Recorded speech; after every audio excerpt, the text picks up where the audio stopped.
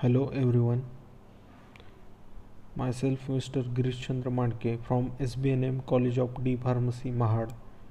I have delivered lecture on drugs acting on eye. Various types of drugs having act on eye like mydriatics and miotics. First is a mydriatics. Definition of mydriatics: these pharmacological agents, when instilled topically or administered externally, dilate the pupil, that is produces mydriasis, that is called as mydriatics. mydriatics म्हणजे काय? हे एक असे pharmacological agents आहेत की ते topically administer केले जातात आयमध्ये, आणि जी प्युपिल जे काय ते डायलेट केले जातात, त्याच्यामुळे प्युपिल डायलेट होतात, म्हणजेच विस्तार होतो त्याचा, अँड प्रोड्युसेस मिड्रियासिस, त्यालाच काय म्हणतात? Mydriatics. Then mechanism of mydriatics: pupil is supplied by parasympathetic as well as sympathetic nerve fibre. तर प्युपिलला कशाचा सप्लाय असतो? तर parasympathetic as well as sympathetic nerve फायबरचा सप्लाय असतो. Then pupil the parasympathetic supply is through oculomotor nerve and supplies to constrictor pupil. त्याच्यामध्ये parasympathetic supply जो होतो ऑक्युलोमोटर नर्व थ्रू, त्याच्यामुळे काय होतं? प्युपिल जे आहेत ते कॉन्स्ट्रिक्ट होतात, म्हणजेच आकुंचन पावतात. when mydriatics are instilled in eye, it causes relaxation of constrictor pupil, that is circular muscle fibers, and causes tightening of radial muscle fibers, that is dilator pupil. तर ज्यावेळेस मिड्रियाटिक्स जे काही मिड्रियाटिक्स एजंट्स आहेत, मिड्रियाटिक ड्रग्स, ते आयमध्ये instil केले जातात, म्हणजेच इन्सर्ट केले जातात, त्यावेळी जे काही कॉन्स्ट्रिक्टर प्युपिल आहेत त्याचं रिलॅक्सेशन होतं त्याच्यामुळं, दॅट इज त्यालाच काय म्हणलं तर circular muscle fibres and causes tightening of radial muscle fibres. आणि जे काही टायटनिंग ऑफ रॅडियल मसल फायबरचं जे काही टायटनिंग होतं ते कशामुळे होतं? तर डायलेटर प्युपिलमुळे होतं. Then this causes flattening of lens known as mydriasis. त्याच्यामुळे जे काही लेन्स आहेत त्याचं फ्लॅटनिंग होतं. This is known as mydriasis. Because of mydriasis the focal length is also increased which fixes the sight for far vision, that is a person can see the objects which are far away but fails to see the objects which are too near. This is termed as cycloplegia. ते याच्यामध्ये काय होतं? Because of मिड्रियासिसमुळे जी काही focal length असते ती increase होते, आणि जे काही साईट फॉर फार विजन, म्हणजे लांबचं जे काही विजन आहे ते एखाद्या पर्सनला काय होतं? जो लांब जो लांब ऑब्जेक्ट आहे तो पाहण्यासाठी त्याला डिफिकल्टी येते, आणि जो नियर आहे तो त्यालाच काय म्हणलं तर this condition is also called as cycloplegia. Then second is miotics. Definition: this pharmacological agents when instilled in the eye cause reduction in size of pupil, that is called as miosis. Meiosis means constriction of pupils. Constrictions means आकुंचन पावणे. तर मिओटिक्स हे असे pharmacological agents आहेत की ते आयमध्ये instil केल्यानंतर प्युपिलची साईज ही रिड्यूस होते.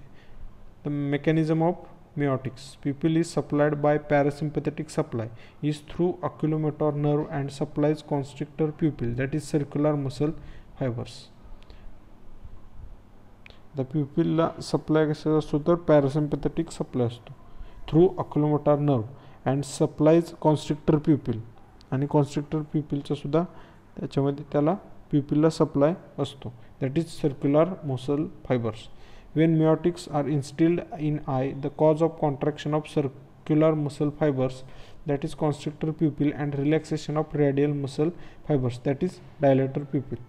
तर मिओटिक्स जेव्हा आयमध्ये इन्स्टिल केले जातात त्यावेळी कोणता कॉज होतो? तर contraction of circular muscle fibres, that is त्यालाच काय म्हणलं जातं? Constrictor pupil. आणि and relaxation of radial muscle fibres, आणि जे रिलॅक्सेशन होतं रेडियल मसल फायबर्सचं त्यालाच काय म्हणलं तर dilator pupil. This causes marked reduction is size of pupil which is referred to as meiosis.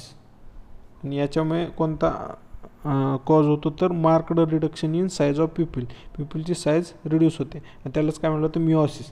Because of miosis focal length of pupil is also reduced.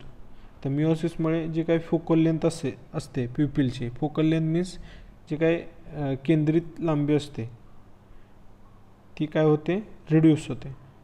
Person can see the objects which are near but fails to observe those that are far away. This is termed as spasm of accommodation. याच्यामध्ये काय होतं मिओसिसमध्ये तर person जवळचे objects पाहू शकतो, पण जे far away आहेत म्हणजे जे लांब आहेत ते ऑब्जेक्ट्स तो ऑब्झर्व करण्यामध्ये फेल होतो. That is called as spasm of accommodation. Spasms means स्नायूंना आलेला अटॅक, म्हणजे स्नायूंना आलेला जो काही झटका असतो तो, त्याच्यामुळे हे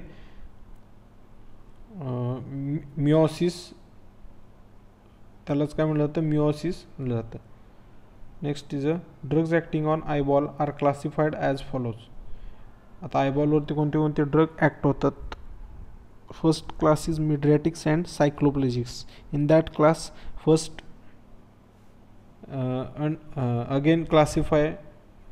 again class first is a parasympatholytics. Example of parasympatholytics drugs is first atropine, second homatropine, third is a cyclopentolate, fourth is a scopolamine, fifth is a tropicamide. Then second class is sympathomimetics. First drug is adrenaline, second is phenylephrine, third is cocaine, and fourth is ephedrine. The next class B is miotics and agents causing spasm of accommodation. आता मिओटिक्समध्ये दोन class पडतात. First is a parasympatholytics and second is sympatholytics. So let's we have see that first parasympatholytics example is acetylcholine, second methacholine, third carbachol, fourth pilocarpine, and fifth physostigmine. And second class is sympatholytics. Examples of sympatholytics is first guanethidine, second is tolazoline, third is a dibenamine. This is the classification of drugs acting on eyeball. Next is the drugs used in glaucoma. Glaucoma is an ocular disease characterized by elevated intraocular pressure which causes damage to optic nerve head producing visual loss. तर ग्लायकोमा म्हणजे काय तर ही एक ocular disease आहे, डोळ्याशी related हा disease आहे. त्याच्यामध्ये काय होतं जे काही इलेवेटेड इंट्राऑक्युलर प्रेशर आहे ते त्या प्रेशरमुळे काय होतं तर जे काही ऑप्टिक नर्व असते हेड प्रोड्युसिंग व्हिज्युअल लॉस, जे काय ऑप्टिक नर्व असते ती डॅमेज होते आणि त्याच्यामुळे काय होतं व्हिज्युअल लॉस होतो. म्हणजे this is called as glaucoma. The main objective in the management of glaucoma is to reduce the elevated intraocular pressure.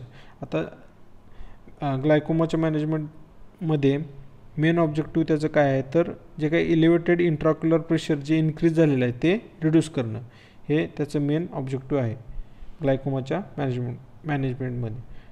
The various agents used are as follows. त्यासाठी कोणते कोणते एजंट्स यूज केले जातात. First is a मिओटिक्स.